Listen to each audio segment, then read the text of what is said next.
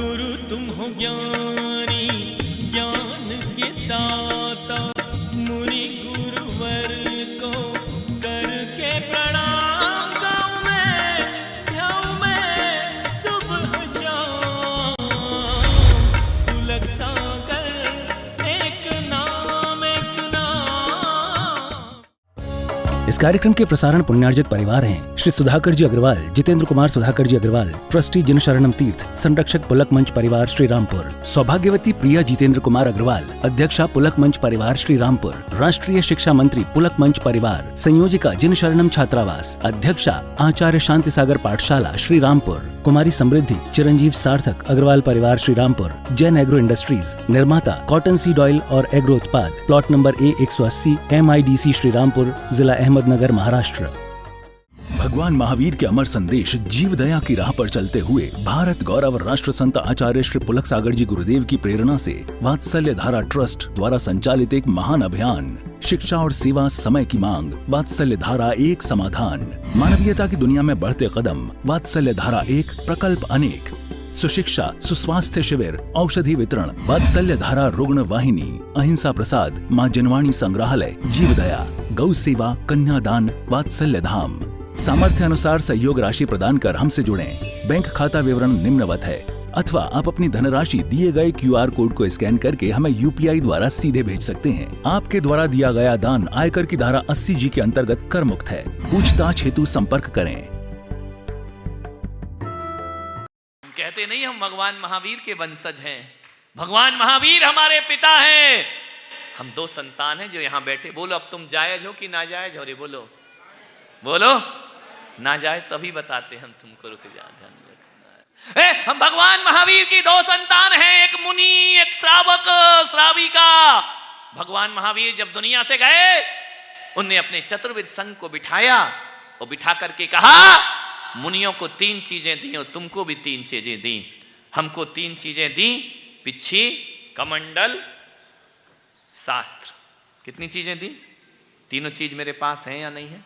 बोलो, हमेशा है या अभी है? 24 घंटे आओगे, ये 3 महावीर की दी हुई वसीयत हमारे पास है। और हम वो लड़के हैं महावीर के। कब सपूत कौन होता है? जो बाप की दी वसीयत को, संपदा को नष्ट करता है वो कपूत होता है, और जो उसे वृद्धि करता है वो सपूत हुआ करता है। हमने 2600 साल से महावीर के उस वंश की वृद्धि कर रहे हैं, संभाल के नहीं रखा, इसे बढ़ाने का भी हमने प्रयास किया है। हम महावीर के सपूत हैं, ध्यान रखना। 3 चीजें मेरे महावीर ने तुमको दी थी, छोटे भाइयों को। मालूम है क्या दी थी? रोज मंदिर जाओ, पानी छान कर पियो, रात्रि में भोजन मत करो। बताओ रे सपूतो,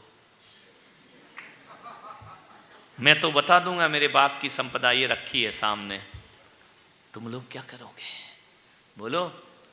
लोटा डोरी छन्ना, लोटा होना चाहिए, डोरी होना चाहिए, पानी छानने का छन्ना होना चाहिए। ना तुम्हारे पास देव दर्शन बचा है, ना तुम्हारे पास रात्रि भोजन त्याग बचा है। बताओ तुमने महावीर की संपदा को बढ़ाया है या बर्बाद किया है? ध्यान रखना, जो बर्बाद करता है वो कपूत होता है, और जो वृद्धि करता है वो सपूत हुआ करता है। महावीर की वसीयत कहाँ है तुम्हारे पास? जैनी रात में खा रहे हैं, शर्म आना चाहिए।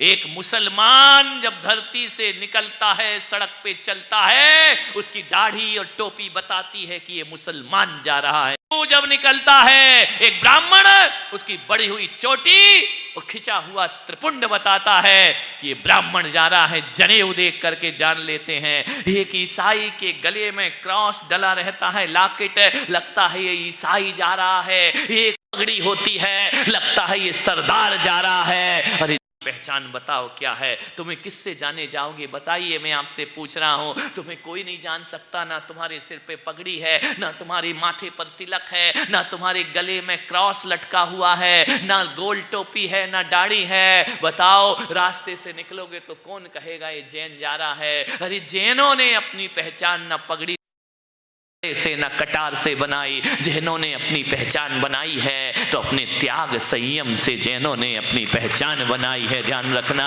मैं सोचता हूं आपसे, जब किसी की शादी में जाओ, विवाह में जाओ, बारात में जाओ और लोग कहें कि भाई साहब भोजन कर लो और आप कहो कि नहीं हम रात्रि में भोजन नहीं करते, ये तुम्हारी पहचान हुआ करती है। ध्यान रखना। जैन लोग रात्रि में भोजन नहीं करते हैं, जैन लोग मांस भक्षी नहीं होते हैं, जैन लोग शराब नहीं पिया करते हैं, जैन लोग आलू और प्याज नहीं खाया।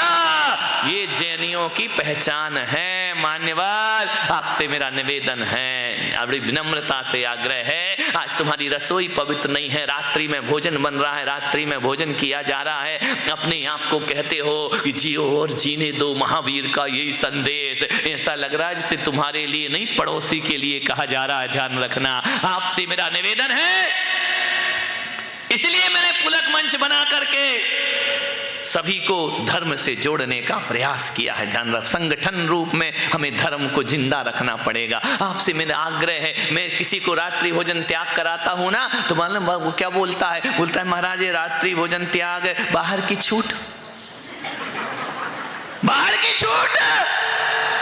एक शहर में तो ऐसा हुआ, मैंने कहा बाहर की छूट, बड़ी दुर्दशा हो गई। बेचारा रोज गाड़ी उठाए, 20 किलोमीटर गांव से बाहर जाए और खा के चला आए। ध्यान रखना। मैंने कहा यार नहीं सुधरने वाले बाणी है, कुछ भी कर लो ये नहीं सुधरेंगे। ध्यान रखना है, कितना भी कर लो, बाहर की छूट। एक जगह तो मैंने क्या किया, एक जगह मैंने नियम दिया, आहार कर रहा था, मैंने कहा बाहर के खाने का त्याग कर दे, होटल का त्याग कर दे, ढाबे के खाने का त्याग कर दे। उसने कहा त्याग, मन शुद्धि, वचन शुद्धि, काय शुद्धि, बाहर का त्याग, बाहर का त्याग। मैंने कहा बड़ा अच्छा श्रावक मिला है, इतनी जल्दी त्याग कर दिया। मैं दूसरे दिन वहां से निकल रहा था, खड़े होकर के वो आदमी एक ठेले में समोसे खा रहा था।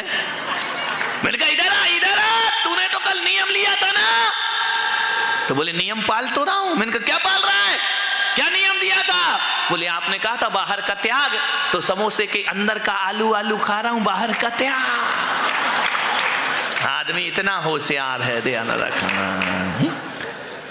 समोसे के आलू खा रहा हूं, ऊपर का जो कवर है वो मैदे का, बाहर का है, बाहर का। तेरे की नहीं सुधरे आदमी, चाहे कुछ भी कर लो। ध्यान रखना है, कितना भी नियम दे दो ये सुधरने वाले नहीं मान। आदमी गलियां निकाल लेता है। एक बार आगरा में अकबर ने आदेश कर दिया, कंजेस्टेड गलियां थी, कोई भी 4 घोड़े की बग्गी लेकर आगरा में प्रवेश नहीं करेगा वरना उसको कानून सजा देगा। मुल्ला नसरुद्दीन पहुंच गया 4 घोड़े की बग्गी लेकर। अरे लोगों ने कहा यार तेरे को नियम नहीं मालूम? बादशाह ने फरमान जारी किया है कि 4 घोड़े की बग्गी लेकर नहीं आ सकते हो। पकड़ लिया मुल्ला को, ले गए दरबार में, इसमें फांसी पे लटकाओ, इसने राज आज्ञा तोड़ी है, कानून तोड़ा है। बोले कहां तोड़ा है? अरे बोले पागल, दिमाग खराब है, दरवाजे लेकर खड़ा है और कह रहा कानून नहीं तोड़ा है। मुल्ला ने, अकबर ने कहा लटकाओ इसको फांसी पे, कानून तोड़ा इसने। उसने कहा महत्साह हुजूर थोड़ा सोच लो, लटकाने से पहले गलत न्याय मत करना। बोले क्यों? बोले 4 घोड़े की बग्गी लेकर नहीं आना, आपने आदेश किया था। तो बोले मैं कहाँ लेकर आया हूँ? बोले वो तो खड़ी है सामने, पुलिस ने पकड़ रखा है, 4 घोड़े की बग्गी को जब्त किया है। बोले जाके अच्छे से तहकीकात करो। बोले क्यों? बोले 2 घोड़ा है, 2 घोड़ी है, 4 घोड़े कहाँ है? ध्यान रखना है। आदमी कानून कैसे तोड़ता है? आपने 4 घोड़े का फरमान किया है, घोड़ी का तो नाम ही नहीं है। यहाँ नियम बनाओ, वहां टूटना प्रारंभ हो जाया करते हैं। ये हुआ। मान्यवर, आपसे निवेदन है जैनियों, आजकल हिंदू लोग ना, सनातनी लोग शादी के कार्ड छपाते हैं ना, तो उसमें लिखते हैं जैनों के लिए दिन में भोजन की व्यवस्था है।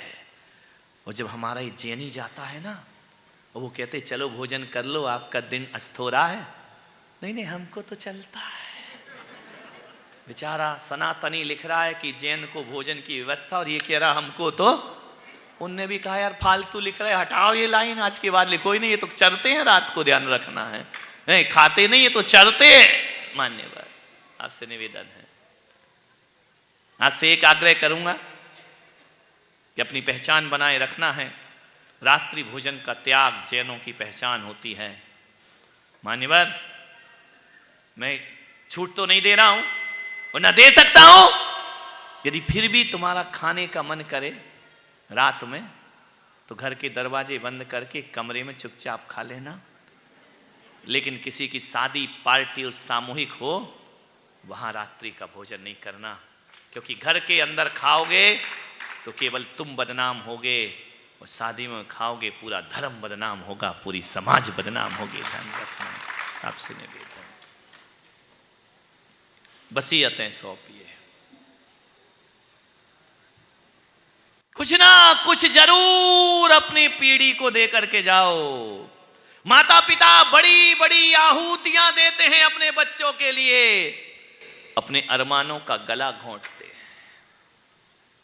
तुम भी कुछ देकर जाओ, नहीं तो जमीन के टुकड़ों के लिए वाद विवाद होगा, खून खराबा होगा, आपस में लड़ेंगे, महाभारत जैसी रचना हो जाएगी। लेकिन मैं आज उस वसीयत की बातें नहीं कर रहा हूं जिसके बारे में तुम सोच रहे हो। मैं ऐसी वसीयत की बात कर रहा हूं, जैन अजैन, हिंदू मुस्लिम सिख ईसाई, सबको इस वसीयत का बंटवारा करना चाहिए। महात्मा बुद्ध 12 वर्ष की तपस्या करके कपिल वस्तु में पधारे। बड़ा स्वागत हुआ, राजा शुद्धोधन ने उनका बहुत स्वागत किया, उनका सत्कार किया गया, पुष्प वर्षा की गई, पद प्रक्षालन हुआ, पूरा गांव उनके स्वागत में उमड़ पड़ा। महात्मा बुद्ध 12 वर्ष बाद लौट कर आए तपस्या करके। राजकुमार थे, राजवंशी थे, युवराज थे। महात्मा बुद्ध का स्वागत करने के लिए जैसे उनके पिता राजा शुद्धोधन आगे बढ़े और उन्होंने महात्मा बुद्ध के चरण छुए, महात्मा बुद्ध ने अपने चरण पीछे कर लिए। बोले, सम्राट, आप मेरे चरण मत छुओ। राजा शुद्धोधन ने कहा कि अब पुत्र, तुम वो पुत्र नहीं रह गए हो, तुम महायोगी हो, बैरागी हो, तुम जीवन की साधना की इतनी ऊंचाइयों पर पहुंच चुके हो कि अब तुम्हें पुत्र कहते हुए भी मेरी रूह कांपती है, तुम महात्मा हो। महात्मा बुद्ध ने कहा, आपका ये विनम्र भाव ही मेरा सबसे बड़ा स्वागत है। महात्मा बुद्ध ने कहा कि महात्मा बुद्ध के पिता राजा सम्राट शुद्धोधन ने कहा, महात्मा, मेरे महल को पवित्र करो। यूं तो सारी दुनिया संतों को शीश झुकाती है, यूं तो सारी दुनिया अपने माता पिता के चरण छूती है, लेकिन कभी कभी कोई संतान इतनी महान हो जाती है कि माता पिता भी उसके चरण छूना प्रारंभ कर दिया करते हैं। स्वागत किया।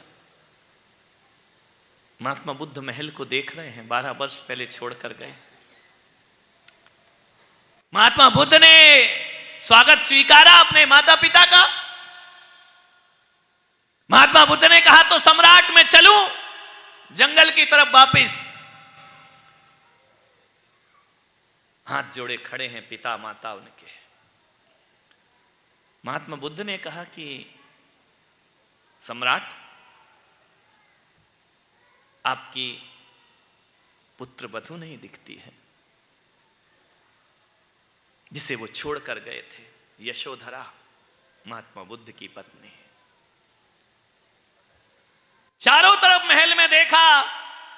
सम्राट ने कहा कि हे महात्मा, तुमने सबको आशीर्वाद दिया, जाओ, यशोधरा तुम्हारा महल में इंतजार कर रही है, तुम्हारी पत्नी है, बरसों से राह देख रही है, जाओ उसका संबोधन करो जाके। महात्मा बुद्ध ने कहा, कहां है यशोधरा? बोले, ऊपर महल में। 12 वर्ष से वो महल से बाहर नहीं निकली है, झरोखे में बैठी आज भी तुम्हारी राह तक रही है। वो ना खाने की सुध, ना पीने की सुध, तुम्हारे विरह में, तुम्हारे वियोग में उसकी निगाहें उस मार्ग पर अटकी हैं जिस मार्ग से तुम चले गए थे। महात्मा गए, यशोधरा महल में बैठी हैं, बाल बिखरे हुए, रूप बेरूप, रूप लावण्य की धनी आज बेसुध सी बैठी, विरहीन बनकर बैठी है। महात्मा बुद्ध जैसे उसके कक्ष में गए, उसने देखा कि महात्मा बुद्ध आए, चुप है, स्तब्ध है, नैनों से गंगा जल बह रहा है, गंगा जमुना की धार लगी है। महात्मा बुद्ध ने कहा कि यशोधरे, क्या तुम मेरा स्वागत नहीं करोगे? यशोधरा ने कहा, मैं तुम्हें महात्मा कभी नहीं मान सकती हूं। सारी दुनिया की नजरों में तुम भगवान बन जाओ, लेकिन मेरी नजरों में तुम एक भगोड़े हो, ध्यान रखना, पलायनवादी हो। मैं तुम्हारा सम्मान कभी नहीं कर सकती हूं। बुद्ध चुप हो गए। यशोधरा ने कहा कि बताओ, ये कैसा तुम्हारा वैराग्य है, ये कैसी तुम्हारी विरक्ति है? रात को 12 बजे घोर अंधेरे में तुम मुझे सोता हुआ छोड़ करके भाग गए। मैं तुम्हें महात्मा नहीं, भगोड़ा समझती हूं। तुम जिम्मेदारियों से मुंह मोड़कर भागे हो। तुमने मुझसे विवाह किया था, बिना बताए क्यों चले गए? भगवान महावीर के अमर संदेश जीव दया की राह पर चलते हुए भारत गौरव राष्ट्र संत आचार्य श्री पुलक सागर जी गुरुदेव की प्रेरणा से वात्सल्य धारा ट्रस्ट द्वारा संचालित एक महान अभियान, शिक्षा और सेवा समय की मांग, वात्सल्य धारा एक समाधान, मानवीयता की दुनिया में बढ़ते कदम, वात्सल्य धारा एक प्रकल्प अनेक, सुशिक्षा, सुस्वास्थ्य शिविर, औषधि वितरण, वात्सल्य धारा रुग्ण वाहिनी, अहिंसा प्रसाद, माँ जनवाणी संग्रहालय, जीव दया, गौ सेवा, कन्यादान, वात्सल्य धाम। सामर्थ्य अनुसार सहयोग राशि प्रदान कर हमसे जुड़ें। बैंक खाता विवरण निम्नवत है, अथवा आप अपनी धनराशि दिए गए QR कोड को स्कैन करके हमें UPI द्वारा सीधे भेज सकते हैं। आपके द्वारा दिया गया दान आयकर की धारा 80G के अंतर्गत कर मुक्त है। पूछताछ हेतु संपर्क करें। इस कार्यक्रम के प्रसारण पुण्यार्जक परिवार हैं श्री सुधाकर जी अग्रवाल, जितेंद्र कुमार सुधाकर जी अग्रवाल, ट्रस्टी जिन शरणम तीर्थ, संरक्षक पुलक मंच परिवार श्री रामपुर, सौभाग्यवती प्रिया जितेंद्र कुमार अग्रवाल, अध्यक्षा पुलक मंच परिवार श्री रामपुर, राष्ट्रीय शिक्षा मंत्री पुलक मंच परिवार, संयोजिका जिन शरणम छात्रावास, अध्यक्षा आचार्य शांति सागर पाठशाला श्री रामपुर, कुमारी समृद्धि चिरंजीव सार्थक अग्रवाल परिवार श्री रामपुर, जैन एग्रो इंडस्ट्रीज, निर्माता कॉटन सीड ऑयल और एग्रो उत्पाद, plot number A180, MIDC Shri Rampur, जिला अहमदनगर, महाराष्ट्र।